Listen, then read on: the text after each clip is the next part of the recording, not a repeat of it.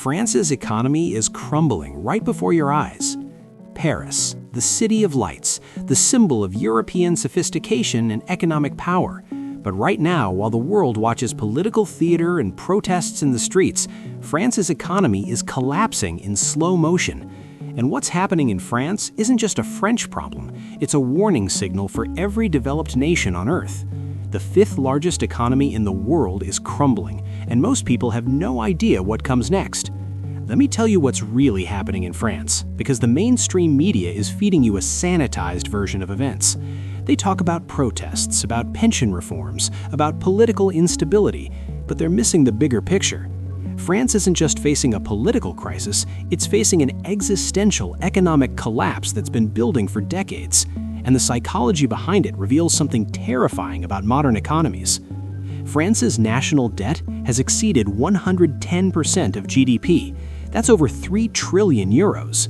France owes more than it produces in an entire year. Every single year, France spends far more than it collects in taxes.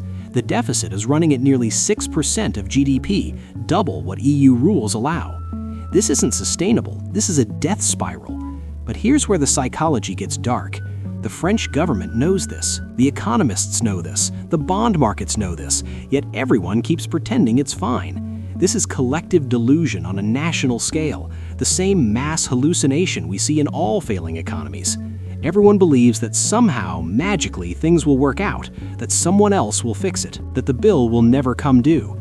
This is how empires fall, not with a bang, but with willful blindness. France's national economy grew by only 0.4% last quarter. That's essentially stagnant. Meanwhile, inflation is eating away at purchasing power. Real wages are falling. Unemployment, especially among young people, remains stubbornly high, over 17% for those under 25.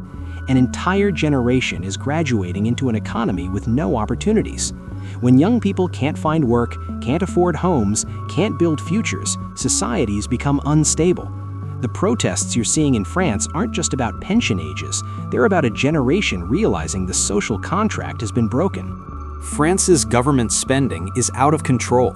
Public sector spending accounts for nearly 60% of GDP, the highest in the developed world. The state employs over 5 million people. The welfare system costs hundreds of billions annually. Pension obligations are crushing. And here's the cruel irony. All of this spending was supposed to create equality, stability, prosperity. Instead, it created dependency, stagnation, and a ticking time bomb of debt. This is the great lie of modern economics, that you can spend your way to prosperity, that debt doesn't matter, that the future will take care of itself. France believed this lie, and now the bill is coming due. The wealthy are leaving. French millionaires and billionaires are fleeing to Switzerland, Belgium, the UK, anywhere with lower taxes and more economic freedom. Over 10,000 millionaires left France in recent years. They're taking their businesses, their capital, their tax revenue with them. This creates a vicious cycle. As the wealthy leave, the tax base shrinks. As the tax base shrinks, the government raises taxes on those who remain. As taxes rise, more people leave. Eventually, you're left with an economy that can't support its own weight.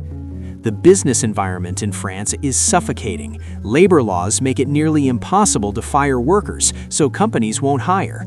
Taxes on corporations are among the highest in Europe. Regulations strangle innovation.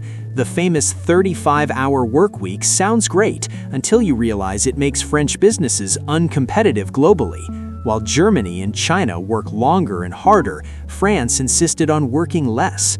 This is economic suicide disguised as worker protection. And here's what the elite won't tell you. All of these policies benefit those already inside the system while locking everyone else out. If you have a government job in France, you're protected. Generous benefits, impossible to fire, early retirement. But if you're young, if you're starting out, if you're trying to build something, you're screwed. The system is rigged to protect the past at the expense of the future. This is generational theft on a massive scale. The European Union won't save France. The EU has rules against excessive deficits. France has been violating these rules for years. The EU issues warnings, threatens sanctions, but does nothing. Why? Because France is too big to fail. If France collapses, it takes the euro with it, so everyone pretends it's fine. More collective delusion, more kicking the can down the road. But reality doesn't care about political convenience. At some point, bond markets will lose confidence. Interest rates on French debt will spike. The cost of servicing that 3 trillion euro debt will become unbearable. And then France faces impossible choices: default on the debt, slash spending by 30 or 40%, or print money and trigger hyperinflation. Every option leads to catastrophe. Let me paint you a picture of what's coming. When France's debt crisis goes critical, and it will, interest rates will explode. The government won't be able to borrow at reasonable rates. They'll have to cut spending dramatically. That means massive cuts to pensions, healthcare, unemployment benefits, public sector jobs. Millions of people who depend on government support will see it evaporate overnight. The protests you're seeing now, that's nothing compared to what happens when the money actually runs out. We're talking about social chaos, strikes that shut down the entire country, possibly violence. The French Revolution started over economic collapse. History doesn't repeat, but it rhymes. And here's the darkest part. The elite knew this was coming. They've been preparing. They moved their money years ago. They diversified internationally. They bought hard assets. While regular French citizens believed the government's promises, the wealthy were quietly getting out. This is always how it works. The people who create the crisis are never the ones who suffer from it. The contagion will spread. France is the second largest economy in the Eurozone after Germany. If France goes down, it destabilizes the entire European financial system. Italian debt becomes untenable. Spanish banks face runs. The euro itself comes into question. What starts in Paris doesn't stay in Paris. And here's what should terrify Americans. We're following the exact same path. Massive government spending, exploding debt, political paralysis, promises that can't be kept. The only difference is timing. France is just a few years ahead of us on the road to collapse. What's happening in France is a preview of what's coming to America. The psychology of economic collapse is always the same. First comes denial. It's not that bad. Other countries have higher debt. Then comes anger. It's the politicians' fault. It's the rich people's fault. Then comes bargaining. Maybe if we just raise taxes on the wealthy. Maybe if we cut this program but keep that one. Then comes acceptance. We're broke. There's no way out. France is somewhere between anger and bargaining right now. Acceptance is coming. And when a nation of 67 million people collectively accepts that their economic model has failed, that their government can't keep its promises, that their standard of living is about to plummet, that's when things get truly dangerous. History shows us that economic collapse leads to political extremism. People look for someone to blame. Scapegoats emerge. Democratic norms break down. We've seen this movie before. It doesn't end well. So what does this mean for you? Even if you're not French, this matters. If you have investments in European stocks or bonds, understand that the risk just increased dramatically.